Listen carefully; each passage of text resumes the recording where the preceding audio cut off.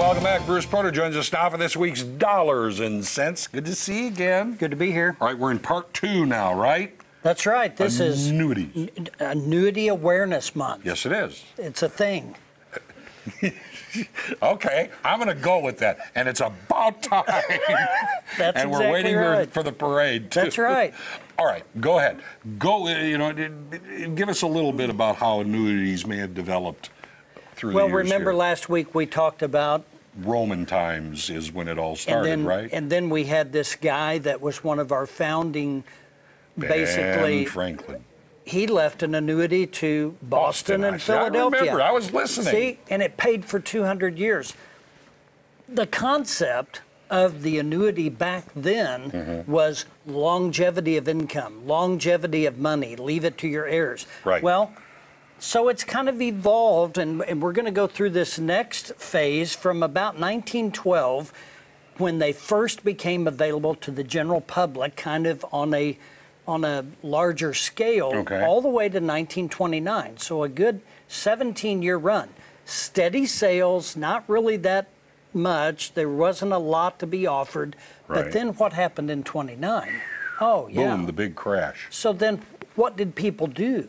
They said, we don't trust these banks anymore. Right. So we want an alternative. So insurance companies come to the front and said, we will offer you a fixed rate of return. We'll offer you guarantees of your money. We'll offer you the ability to draw some income, deferred growth.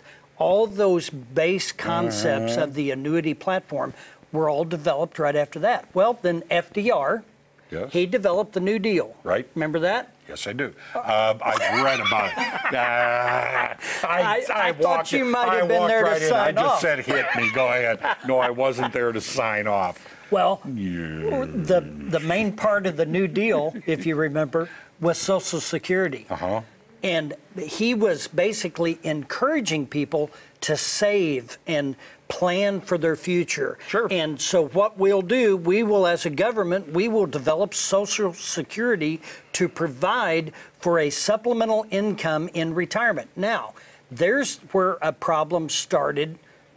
People thought, well, that's my retirement plan. No, the key word I heard there was supplemental. See, FDR wanted something to help people save and help people in their old age. Right. And so it became this retirement plan type mentality, was saving money for your future. Right. All right? So it really took hold, but the problem was there were only two ways to get money out of an annuity.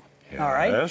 So either life only or a period certain. So corporations said, well, we're going to develop this thing called a pension plan. So pensions became very prevalent, but the old pension plans, the same way.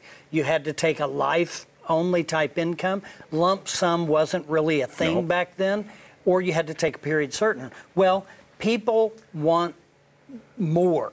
They want more liquidity. They want better results. They don't want a fixed income.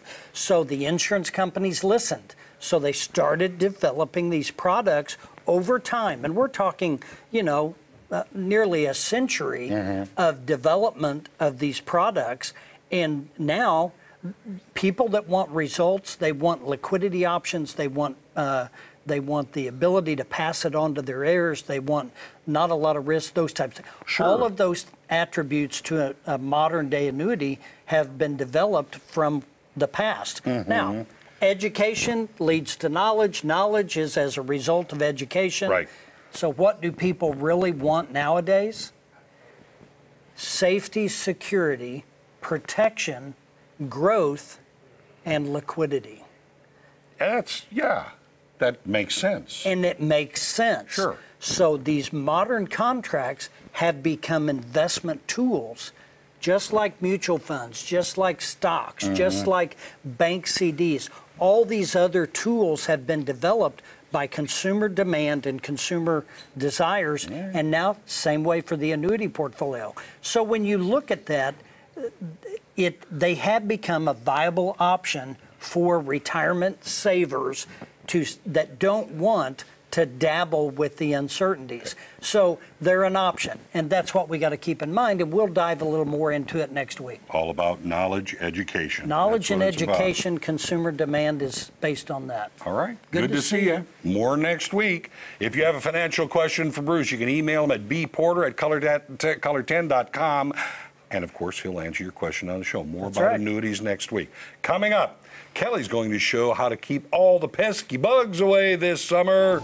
Stick around. It's her pin of the week.